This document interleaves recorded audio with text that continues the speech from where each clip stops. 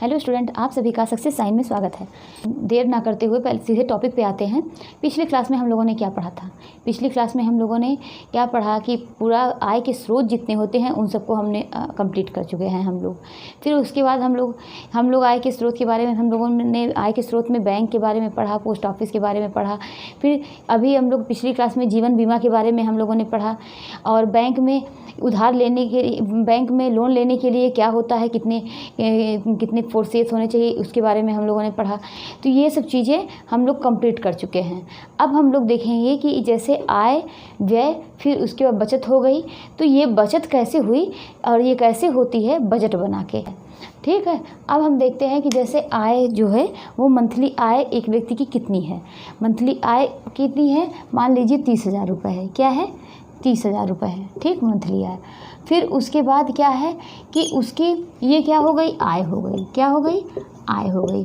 अब व्यय जो आवश्यकता के लिए खर्च की जाती है, अभी हमने इसकी परिभाषा बताई कि जो अपनी मौद्रिक आय के रूप में जो हम जिस आवश्यकता को अपने खर्च करते हैं तो वो क्या क्या कहलाता है? व्यय कहलाता है। तो ये क्या है? मान लीजिए 25,000 रुपये हमने खर्चा किया। कितना? 25,000 रुपये। ठीक, 25,000 रुपये हमने खर्चा किया। अब क्या है कि कितना बचा? 5,000 रुपये बच गए। ठीक, 5,000 रुपये बच गए। तो 30,000 रुपये जो है वो हमारी आय हुई। ये कितना हो गया? व्यय हो गया। ठीक, ये 5,000 क्या हो गई? बचत हो गई। तो हम लोगों ने इसको भी कंप्लीट किया, इसको भी कंप्लीट किया, इसको कंप्लीट किया। लेकिन क्या इतनी आसानी से ये पैसे बच जाएंगे हर बार? नहीं। कभी बच गए तो ठीक है। तो हमको इसको पूरा सही से चलाने के लिए हमें क्या? बजट बनाने की ज़रूरत पड़ेगी। क्या बनाना पड़ेगा? बजट। अब बजट क्या है इसके बारे में हम लोग ध्यान से देखेंगे।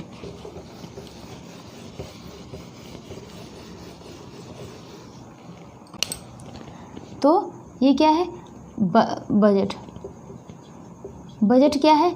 बजट जो है बचत हम लोग तभी कर पाएंगे, मतलब बचत हम लोग तभी कर पाएंगे जब हम लोग बजट बनाएंगे, वो भी ठीक तरीके से।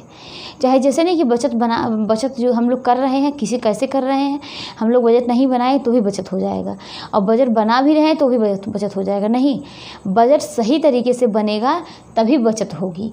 अब बजट जो है वो क्या है? ये क्या है? आय व्यय का आय व्यय का लेखा जोखा होता है। लेखा जोखा होता है। हमने क्या देखा? बजट क्या है? यह एक आय व्यय का लेखा जोखा होता है। यह आय की सही अनुमान, सही जानकारी मिले, आय की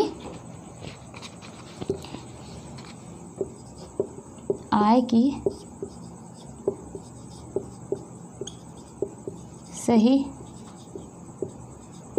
अनुमान, सही जानकारी मिले, उसके लिए बजट बनाया जाता है। सही जानकारी मिले उसके लिए बजट बनाया जाता है। ये एक कागजी रूप होता है ये आय। अब हम देखेंगे कि ये आय की सही अनुमान, सही जानकारी मिले तो ही बजट बनाया जाता है। अब हम देखेंगे व्यय सही से की जा सके। व्यय सही से की जा सके तो हमने क्या देखा? बजट क्या है? यह आय व्यय का लेखा जोखा होता है। आय का सही अनुमान, सही जानकारी मिले और व्यय सही से की जा सके तो ये क्या है? बजट है।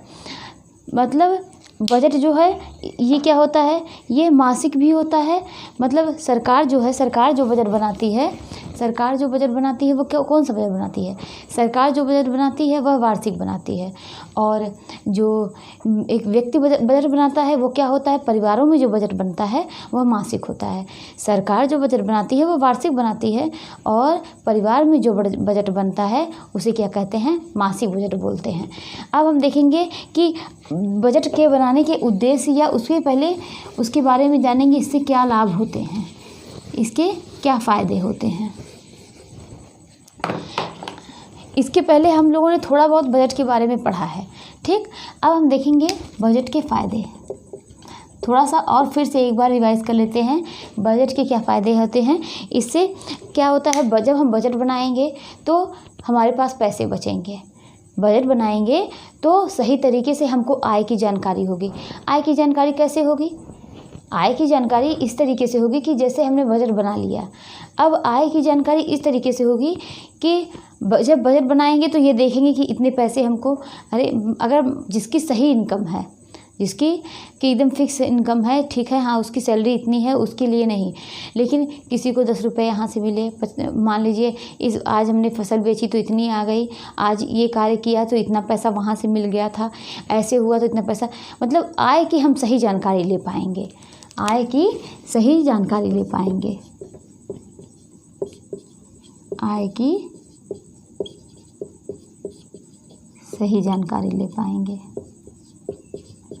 उसके बाद क्या होगा कि इससे क्या होगा, जब हम बजट बना लेंगे तो इससे क्या होगा, हम बचत की भी, व्यय की भी सही जानकारी होगी। तो आप क्या करेंगे, जब बजट बनाएंगे तो आप सोचेंगे कि अरे इतने पैसे हमने यहाँ पर खर्च किए हैं, इतना पैसा यहाँ पर खर्च किया है। छोटी छोटी चीज़ों को भी आप काउंट करेंगे, वरना जो छोटे बहुत चीज़ें होती हैं वो अपने आप इस तरीके से खर्च हो जाती हैं, उसको आप काउंट नहीं करेंगे। तो इस तरीके से क्या हुआ, व्यय की सही जानकारी, व्यय की सही जानकारी, आय की सही जानकारी, व्यय की सही जानकारी। और क्या होगा, जब बजट बनाएंगे, पैसे बचेंगे, तो ये क्या है, ये वृद्धावस्था के लिए ये बजट जो होती है, जो पैसे बचते हैं हम उसको रखते जाएंगे, तो ये क्या है, हमारी आय में वृद्धि भी करेगी। ये एक तरीके से आय में वृद्धि भी करती है। आय में वृद्धि कैसे करेगी, इसके बारे में देखते हैं। आय के स्रोत में ये आय को भी बढ़ाएगा। जब आप बजट बनाएंगे, बचत करेंगे तो आपके पास पैसे बचेंगे तो आप क्या करेंगे, उसको बैंक में जमा करेंगे, और जिससे वो ब्याज बढ़ के आपको कुछ भी मिलेगा। तो ये क्या है, ये आपकी आय में ही तो वृद्धि हो रही है।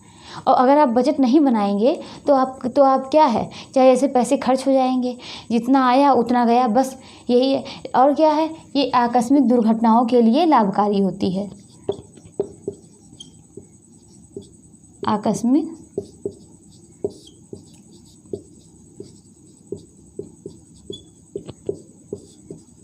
के लिए लाभकारी। तो क्या है कि आकस्मिक जो दुर्घटनाएं होती हैं उसके लिए जब हम बचत करेंगे, जो हमारे पास पैसे बचेंगे, तो क्या जो आकस्मिक दुर्घटनाएं होती हैं उसके लिए ये वो लाभकारी होती है। वृद्धावस्था के लिए इससे क्या होगा कि जब वृद्धावस्था में हम थोड़े करके पैसा इकट्ठा करेंगे, जो पूंजी इकट्ठा हो जाएगी, तो वृद्धावस्था के लिए वो फ़ायदे के लिए होती है कि उस समय दवाई के लिए और भी ज़्यादा चीज़ें के लिए वह लाभकारी होता है। तो बजट बनाने के कई फ़ायदे होते हैं। इससे क्या होता है कि हमको व्यय के सारे मदों का ज्ञान हो पाता है। क्या होता है, सारे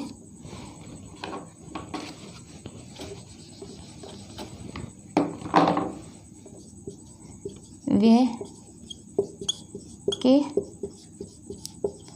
सारे मदों का ज्ञान होता है। ठीक, उसके बाद कि जो प्राथमिक आवश्यकताएं हैं उनको हम पूरा कर पाएंगे, प्राथमिक आवश्यकताओं को पहचान पाएंगे।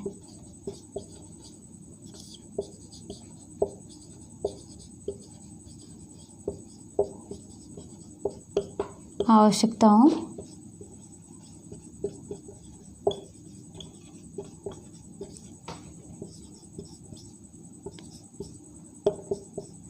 और क्या करेंगे, हम विवेकपूर्ण तरीके से पैसे खर्च करेंगे।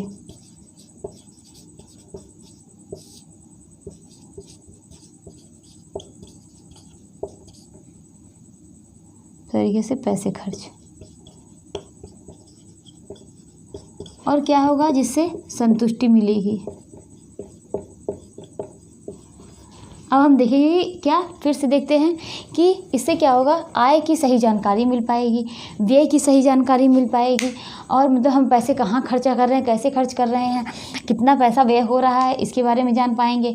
आय में वृद्धि होगी, जब हम बजट बनाएंगे तो बचत करेंगे, और जब बचत होगी तो हम क्या करेंगे, उसको बैंक में जमा करके और भी अदर मतलब कई कमाने के कई साधन हम उससे और भी पैसे कमा सकते हैं।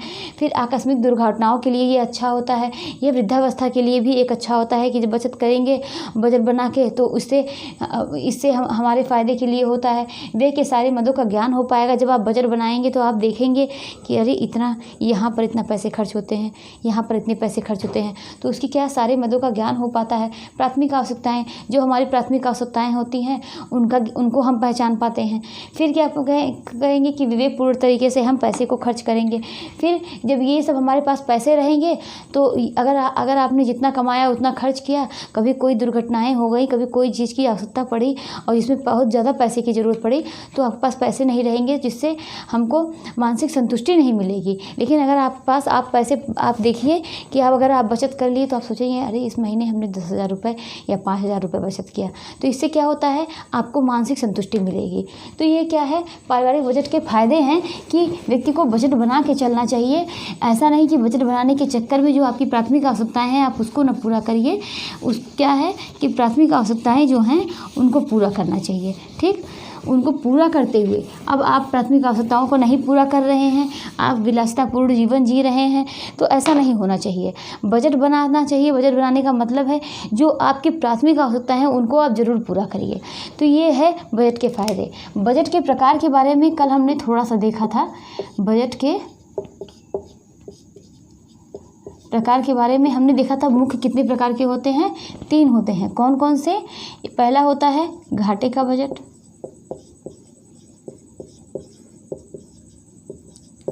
फिर क्या हो गया, संतुलित बजट,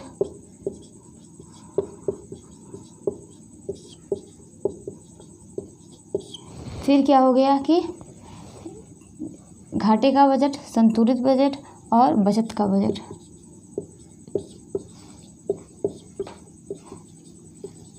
ये कितने प्रकार के? 3 प्रकार के बजट हो गए। ये मुख्यतः 3 प्रकार के होते हैं। कौन कौन सा? घाटे का बजट, संतुलित बजट, बचत का बजट। हमने इसके बारे में कल आपको समझाया था कि घाटे का बजट क्या हुआ है कि जैसे इनकम आपकी 25,000 है, कितनी है?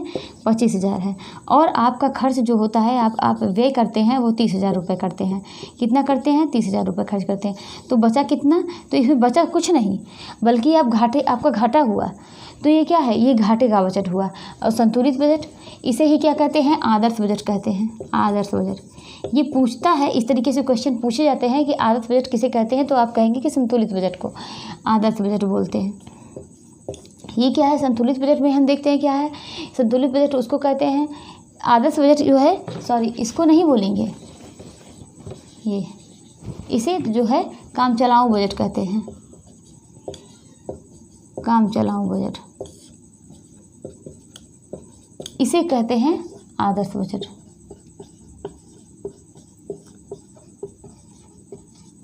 तो ये संतुलित बजट क्या है कि जिससे आपने 25,000 कमाया, ठीक, और 25,000 रुपये व्यय कर दिया। मतलब हम जितना कमा रहे हैं उतना खर्च कर रहे हैं। यही क्या है? संतुलित बजट है। हमारे पास पैसे नहीं हैं, मतलब जितना हमने कमाया उतना खर्च किया, जितना कमाया उतना खर्च किया। यही क्या है? संतुलित बजट है। बचत का बजट कि आपने 25,000 कमाया और आपने 20,000 खर्च किया। कितना बचा? 5,000 रुपये बच गए आपके। तो यही 5,000 खर्च इकट्ठा करते करते हमारे पास अच्छे तरीके से पैसे हो जाएंगे। तो ये क्या है? घाटे का बजट, जिसमें आपके पैसे आपके पास नहीं बचते हैं, आपका घाटा होता है। संतुलित बजट में क्या होता है कि आपने जितना कमाया उतना ही खर्च किया। और बचत का बजट में क्या होता है कि आपने जितना कमाया आपने जितना कमा रहे हैं उससे कम खर्च कर रहे हैं। ये बचत का बजट हो गया। अब हम देखेंगे कि इसके बारे में एक थोड़ा सा छोटा लिख देते हैं, उसको देखिए। क्या होता है कि जब आय ज़्यादा व्यय कम हो। क्या होता है? जब आय ज़्यादा व्यय कम हो। क्या हो? कम हो। अब इसमें क्या करेंगे? जितना आय उतना व्यय, जितना आय ठीक, अब हम इसमें देखेंगे आय ज़्यादा, जब आय ज़्यादा व्यय, इसमें क्या देखेंगे घटेगा, आय कम और व्यय ज़्यादा। इसमें क्या है जब आय कम हो और व्यय ज़्यादा हो, इसमें जितना आय उतना व्यय, फिर इसमें आय ज़्यादा और व्यय कम। इस प्रकार से बजट के 3 प्रकार हो गए। कौन कौन से, ये हमने देखा। अब हम देखेंगे कि बजट के अन्य प्रकार, बजट के और कई प्रकार होते हैं, उसके बारे में हम डिस्कस करेंगे। जैसे कि आंशिक बजट क्या है,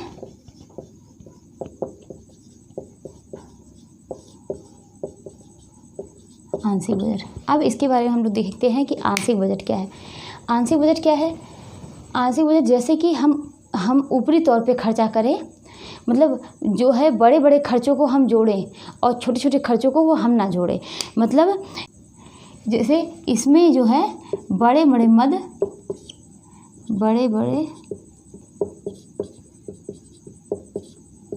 मद काउंट किए जाते हैं।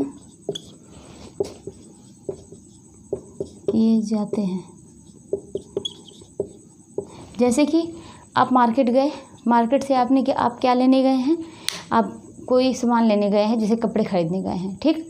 आप मार्केट से क्या खरीदने गए हैं, सब्जी खरीदने गए हैं, कपड़े खरीदने गए हैं, मान लीजिए। अब आप सब्जी खरीदने गए, वहाँ पर आप यहाँ से वहाँ तक क्या किस लिए गए हैं, ऑटो से। किससे गए हैं, ऑटो से। तो ऑटो से आप गए, वहाँ पर कॉफ़ी पी लिए, चाय पी लिए, जूस पी लिया आपने। तो ये क्या है, ऑटो का खर्च और चाय और कॉफ़ी, ये सब चीज़ों का खर्च आपने नहीं जोड़ा। मतलब आंशिक बजट में बड़े बड़े मद काउंट किए जाते हैं। आपने क्या लिया, आपने कपड़े ले लिए, उसको आपने काउंट किया बजट में, लेकिन आप ये छोटे छोटे चीज़ें आपने छोड़ दिए। आप कोई आया, उसको 10 रुपये दे दिए, उसको आपने नहीं जोड़ा। फिर कहीं आपने कुछ खा लिया किसी पैसे का, उसको आपने नहीं काउंट किया। आप ऑटो से यहाँ पर गए, आपने ऑटो के पैसे को नहीं लिया। यही क्या कहलाता है, यही आंशिक बजट कहलाता है, जिसमें बड़े बड़े मद को काउंट किया जाता है और छोटे छोटे मद को छोड़ दिया जाता है। यही क्या कहलाता है, आंशिक बजट कहलाता है। अब नेक्स्ट देखेंगे हम पूर्ण बजट। पूर्ण बजट, हाँ, तो इसमें क्या होता है, इसमें सब कुछ काउंट किया जाता है। इसमें सब कुछ जोड़ा जाता है। बड़े से बड़े और छोटे से छोटे मद को काउंट करते हैं।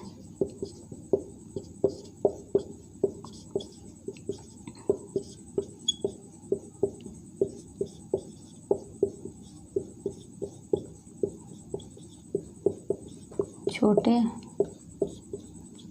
मद को काउंट करते हैं, ठीक। हमने देखा कि आंशिक बजट में क्या होता है, इसमें बड़े से बड़े मद को काउंट किया जाता है, छोटे छोटे मद को छोड़ दिया जाता है। इसमें क्या होता है कि इसमें सब कुछ काउंट किया जाता है, छोटे छोटे मद को काउंट करते हैं। इसमें क्या है, सब्जी लेने गए, हम सब्जी लिया और कपड़े खरीदे, बस उसको काउंट किया। लेकिन इसमें ऑटो का किराया जो उसमें आपने छोड़ दिया था, ऑटो का किराया, चाय पिया आपने, चाय पिया, किसी को आपने 10 रुपये दे दिया, किसी भिखारी को उसको भी, मतलब सब कुछ, एक छोटे छोटे पैसे को भी इसमें हम लोग काउंट करते हैं। तो ये क्या आंशिक बजट हो गया, पूर्ण बजट हो गया। अब आगे नेक्स्ट हम लोग देखेंगे कि वास्तविक बजट, जिसे क्या कहते हैं, सैद्धांतिक बजट। वास्तविक बजट, इसे क्या कहा जाता है, सैद्धांतिक बजट कहा जाता है।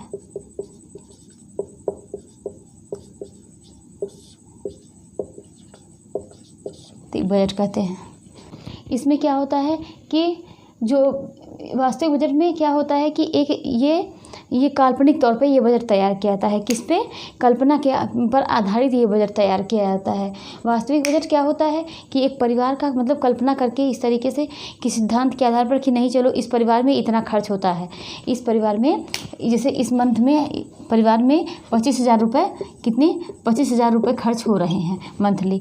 तो एक तरीके से ये ऊपरी तौर के कल्पना करके ये बजट तैयार कर लिया जाता है। उसके बाद जैसे इस बार 25,000 में ये खर्च निपट जाएंगे।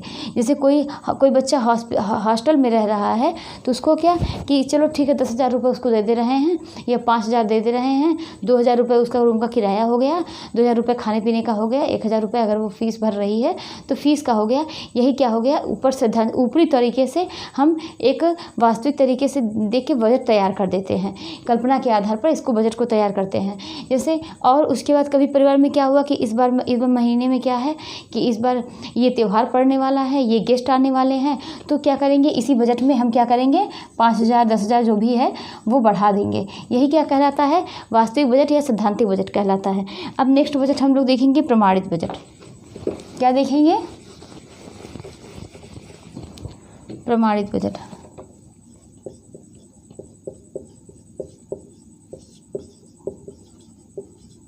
यह एक रूपरेखा बजट की क्या होती है, इसमें बजट की एक रूपरेखा बना ली जाती है, रूपरेखा बना ली जाती है।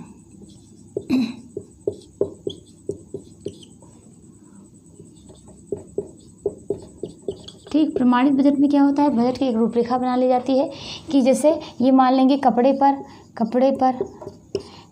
200 रुपये और आप खाने पर 500 रुपये, या इस तरीके से हम लोग इस तरीके से आप एक रूपरेखा बना लेंगे तो यही क्या कहलाता है प्रमाणित बजट कहलाता है। तो इस प्रकार हम लोगों ने बजट के प्रकार में देखा कि पहला क्या था बचत का, पहले हम लोगों ने देखा बचत का बजट देखा, घाटे का बजट देखा, संतुलित बजट देखा। फिर हम लोगों ने देखा आंशिक बजट देखा, फिर पूर्ण बजट देखा कि जिसमें पूरा खर्च को हम लोग एक छोटे छोटे मदों को जोड़ते हैं। फिर हम लोगों ने देखा कि सैद्धांतिक बजट क्या होते हैं, इसको क्या कहते हैं हम लोग प्रमाणित बजट कहते हैं। अब प्रमाणित बजट देखा, फिर सैद्धांतिक बजट को हम लोग क्या देखते हैं वास्तविक बजट देखा, जो कि वास्तविक बजट को क्या कहते हैं सैद्धांतिक बजट कहते हैं। इस प्रकार से हम लोगों ने बजट के कई प्रकार देखे। अब हम एक देखेंगे बजट के प्रकार जो है वो कंप्लीट हुआ। अब आगे देखते हैं क्या उपभोग का नियम, जो ये याद होगा उपभोग का नियम, ये क्वेश्चन आया हुआ है टीजीटी में। उपभोग का नियम, उपभोग का नियम, उपभोग का नियम किसने दिया? अर्नेस्ट एंजल ने दिया। किसने दिया? इसका नियम किसने दिया? अर्नेस्ट एंजल ला ने दिया ठीक, किसने दिया उपभोग का नियम? अर्नेस्ट एंजल ला ने दिया। और इनका जन्म देखेंगे, इनकी मृत्यु कब हुई और इन्होंने किस सन में दिया है। जन्म देखेंगे 26 मार्च,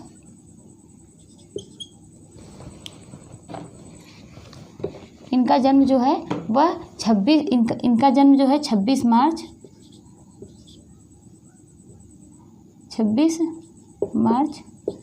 1821 में हुआ। ठीक, और इनकी मृत्यु जो हुई 8 सितंबर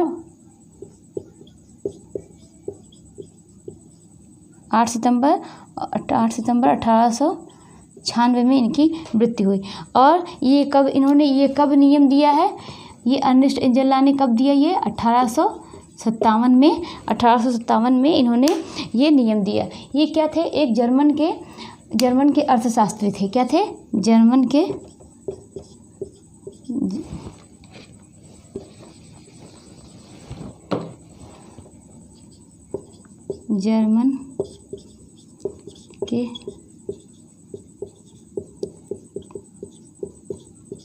अर्थशास्त्री थे। इन्होंने 3 आय और 5 मदों पर अपना विवरण दिया है। कितने पर? 3 आय और 5 मदों का जिक्र किया है। कितने का? 3 आय और 5 मदों का उपभोग। इसमें इन्होंने 3 आय और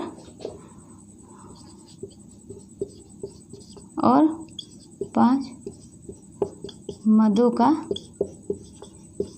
जिक्र किया है। अब हम देखेंगे कि उपभोग का नियम एक बार फिर से समझते हैं कि ये जो है इसे अर्नेस्ट एंजल ला ने दिया है। कब दिया? 1857 में दिया। इनका जन्म 26 मार्च 1821 को और मृत्यु जो है वो ये 8 सितंबर और 1896 को हुआ था।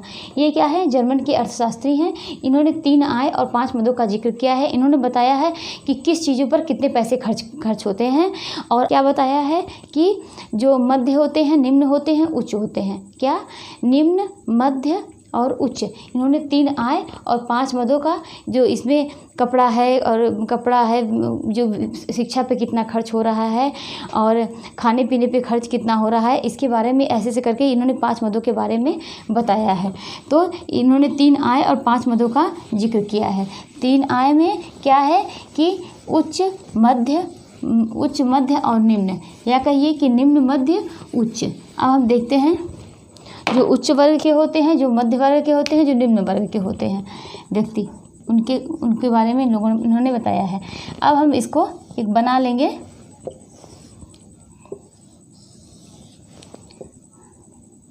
मान लीजिए यहाँ पर हम ये क्या करेंगे? मध्य, और ये यहाँ पर आय।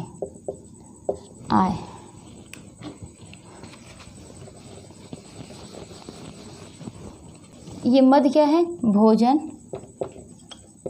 भोजन, कपड़ा, मकान, प्रकाश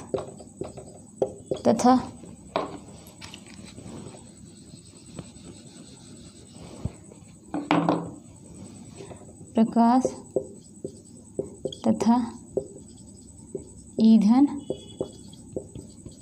शिक्षा और मनोरंजन। ये क्या है? 1 2 3 4 5। ये 5 क्या है? मद हैं। अब हम देखेंगे आय कौन कौन से।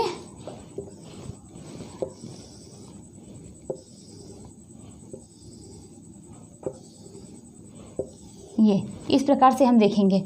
ये क्या है कि इसमें हम देखेंगे कि एक पहले क्या है? निम्न है, निम्न, फिर मध्य, फिर उच्च। हम देखेंगे कि इसमें ये 60, 55, फिर ये 50।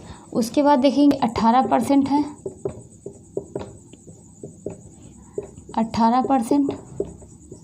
18%। फिर हम देखेंगे कि 12%, 12, 5, 5, 5। तो उसके बाद फिर शिक्षा और मनोरंजन में देखेंगे 5, 10, 15। ठीक। अब इसको हम लोग समझेंगे कि ये क्या है। इसको किसने दिया है? अर्नेस्ट एंजल ला, जो कि जर्मन के क्या थे? जर्मन के अर्थशास्त्री थे। और कब दिया था इन्होंने? 1857 में दिया था। ये हम समझने की कोशिश करेंगे क्या है। ये 5 मद हैं: भोजन, कपड़ा, मकान, प्रकाश तथा ईंधन। और क्या है? शिक्षा और मनोरंजन। और ये क्या है? निम्न, मध्य, उच्च। तो निम्न में क्या है? मध्य में क्या है? उच्च में क्या है? इन्होंने बताया कि भोजन पर जो निम्न वर्ग के व्यक्ति होते हैं वह 60% खर्चा करते हैं। भोजन पर जो निम्न वर्ग के व्यक्ति होते हैं वो कितना खर्च करते हैं? ज़्यादा खर्च करते हैं। और लेकिन जो होता है मध्य के, वो 55 करेंगे। और उच्च जो होते हैं, जितना उनके पास जो उच्च वर्ग के व्यक्ति होते हैं वह कम पैसे खर्च करते हैं। इन्होंने क्या बताया? भोजन पर जो निम्न वर्ग के व्यक्ति होते हैं वह ज़्यादा खर्च करते हैं, जो उच्च वर्ग के होते हैं वह कम खर्च करते हैं। और कपड़ा पर और मकान पर, प्रकाश तथा ईंधन पर, इन लोगों के खर्च जो होते हैं वह बराबर होते हैं। कपड़ा, मकान,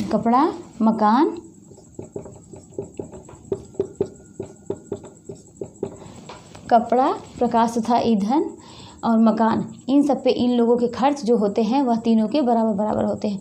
शिक्षा और मनोरंजन पर निम्न वर्ग के व्यक्ति क्या करते हैं? कम खर्च करते हैं। जो उच्च वर्ग के व्यक्ति होते हैं वह ज़्यादा खर्च करते हैं। तो ये लग रहा होगा आप लोगों को कि उच्च वर्ग के व्यक्ति क्या होते हैं, वह ज़्यादा मतलब उच्च वर्ग के व्यक्ति जो होते हैं वह भोजन पर कैसे कम खर्च करते हैं। ये नहीं, ये पूरा कितने के अंतर्गत दिया है, इसको आप काउंट करेंगे तो 100 आएगा। ये 100 के अंतर्गत दिया है, ठीक। तो किसके अंतर्गत दिया है, 100 का। तो यहाँ पर इन लोगों की इनकम भी तो ज़्यादा है, इनकी क्या है 100% है, और ये उतने का क्या कितना खर्चा कर रहे हैं कि कितना 50% ही खर्चा कर रहे हैं, ठीक। और ये 100 का कितना खर्चा कर रहे हैं, 60% खर्चा कर रहे हैं। तो भोजन का इन्होंने कितना खर्च किया, 60% खर्च किया। ये इस तरीके से लग रहा होगा कि ये कम खर्चा कर रहे हैं, लेकिन जो भोजन पर उच्च वर्ग के व्यक्ति जो होते हैं वह क्या खर्च करते हैं, कम खर्च करते हैं। भोजन पर उच्च वर्ग के व्यक्ति क्या करते हैं, कम खर्च करते हैं। लेकिन वहीं शिक्षा और मनोरंजन पर कितना, शिक्षा और मनोरंजन पर और किस पे निम्न वर्ग के व्यक्ति कितना खर्च करते हैं, उच्च वर्ग के क्या करते हैं, ज़्यादा खर्च करते हैं।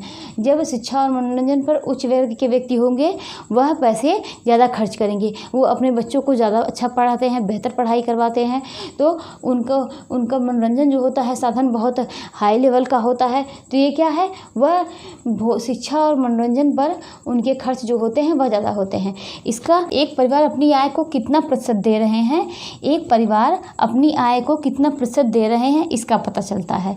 एक परिवार अपनी आय को कितना प्रतिशत दे रहा है भोजन पर, कपड़ा पर, मकान पर, प्रकाश तथा ईंधन पर, शिक्षा तथा मनोरंजन पर, इसके बारे में पता चलता है। और एक निम्न वर्ग का परिवार अपनी आय का 60% दे रहा है। क्या कर रहा है, एक निम्न परिवार अपनी आय का कितना दे रहा है, 60%। किस पर, भोजन पर, ठीक। एक निम्न परिवार अपनी आय का 60% दे रहा है। इससे ये पता चलता है कि जैसे आय में वृद्धि होती है भोजन पर होने वाला खर्च क्या होता है, कम हो जाता है। जैसे आय में वृद्धि होती है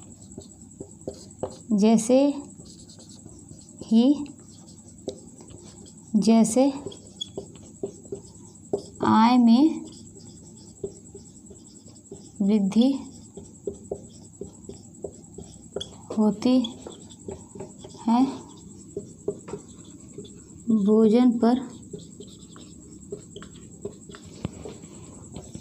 होने वाला खर्च क्या है, कम हो जाता है,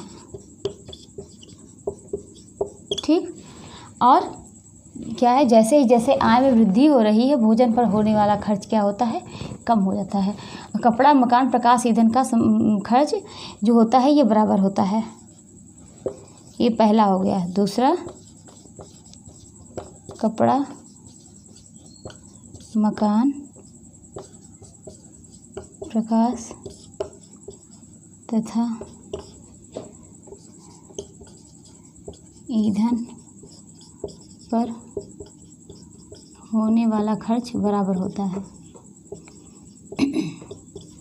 होने वाला खर्च क्या होता है, बराबर होता है, ठीक। और हम लोग तीसरा देखेंगे, यहाँ हम लिख दे रहे हैं। तीसरा क्या है, तीसरा कि शिक्षा और मनोरंजन पर जैसे आय में वृद्धि होती है शिक्षा और मनोरंजन का खर्च जो है वो बढ़ता जाता है।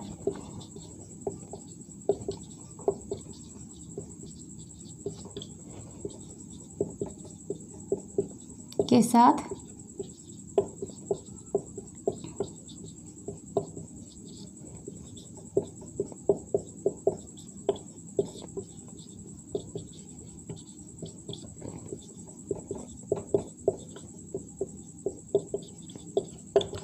बढ़ जाता है। तो ये क्या है, 3 है। उपभोग का नियम किसने दिया, अर्नेस्ट इंजरलाल ने दिया। कब दिया, 1857 में दिया। ये क्या थे, एक जर्मन अर्थशास्त्री थे। अब इन्होंने कितने 5 मद दिए हैं और 3 जो है वह आय दी हुई है। कौन कौन सी, ये निम्न, मध्य, उच्च। फिर भोजन, कपड़ा, मकान, प्रकाश तथा ईंधन और शिक्षा मनोरंजन पे ये क्या है, ये मद हैं। और इन्होंने कहा कि भोजन का खर्च जैसे ही आय में वृद्धि होती है भोजन पर खर्च जो होता है वह कम होता जाता है। लेकिन क्यों, क्योंकि यहाँ पर सबके खाने का जो है वो सब एक लिमिट में ही तो खाएंगे। भाई कोई कितना खाएगा, तो ये खाने का लिमिट जो है बराबर है। लेकिन यहाँ पर जब पैसे ज़्यादा होंगे तो व्यक्ति जो होता है वो जितना हो सकेगा उतना अच्छा मनोरंजन देगा, मनोरंजन का साधन देगा बच्चों को, और उतने अच्छे स्कूल में पढ़ाते हैं, उतनी अच्छी उनकी शिक्षा व्यवस्था होती है। तो ये क्या है, भोजन पर क्या है, जैसे आय में वृद्धि होती है भोजन का खर्च जो होता है वह कम हो जाता है। कपड़ा, मकान, प्रकाश तथा ईंधन का खर्च जो होता है वो बराबर होता है। शिक्षा और मनोरंजन का खर्च आय में वृद्धि के साथ क्या होते हैं, बढ़ जाते हैं, ज़्यादा हो जाते हैं। यही 3 क्या है इन्होंने इसके बारे में, मधुमेह के बारे में बताया है। तो हम लोगों ने इस अर्नेस्ट एंजेला के उपभोग का नियम जो है इसके बारे में हम लोगों ने समझा।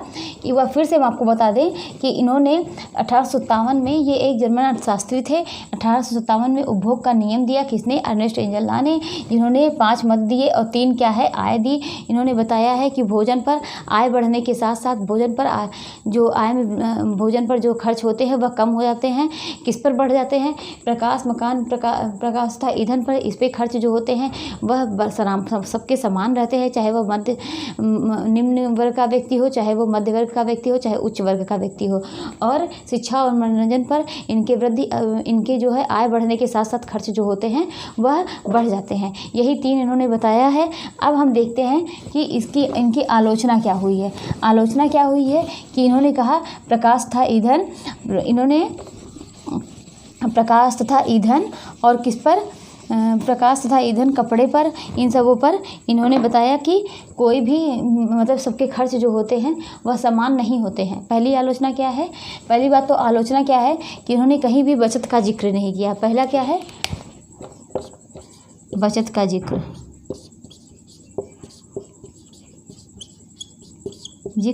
नहीं किया। ठीक, पहली आलोचना में दिखेंगे कि इन्होंने अपने इस तरीके से इन्होंने कहीं भी बचत का जिक्र नहीं किया है। और इन्होंने ये क्या है, इन्होंने किस पर, कपड़े पर और मकान पर, और कपड़े पर, मकान पर, इन सबों पर इन्होंने ये जो है सबके खर्च जो है बराबर रखे हैं। ऐसा कुछ भी नहीं है।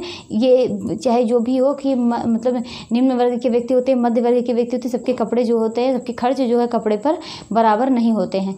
यही इनकी 2 प्रकार की आलोचना हुई है। मुख्य रूप से यही आलोचना है कि इन्होंने कहीं भी अपने इस तालिका में बचत का जिक्र नहीं किया है। अब हम देखेंगे कि बैलेंस शीट मतलब संतुलन तालिका क्या होती है। यही क्वेश्चन आया था कि बैलेंस शीट जो है, संतुलन तालिका कब बनाते हैं, साल के अंत में बनाते हैं कि साल की स्टार्टिंग में बनाते हैं। तो संतुलन तालिका जो होती है वह कब बनाई जाती है कि साल के अंत में बनाई जाती है। जब पूरा साल भर का खर्च साल भर का निपट जाता है, पूरे खर्च हो जाते हैं, तो साल के अंत में बनाते हैं। पूरा देखते हैं ब्यौरा कि किसने कहाँ कैसे खर्च हुआ था, उसके आधार पर बैलेंस शीट बनाया जाता है। यह एक प्रकार का क्या होता है, फाइनेंस स्टेटमेंट होता है। क्या यह एक प्रकार का बैलेंस शीट क्या होता है, मतलब संतुलन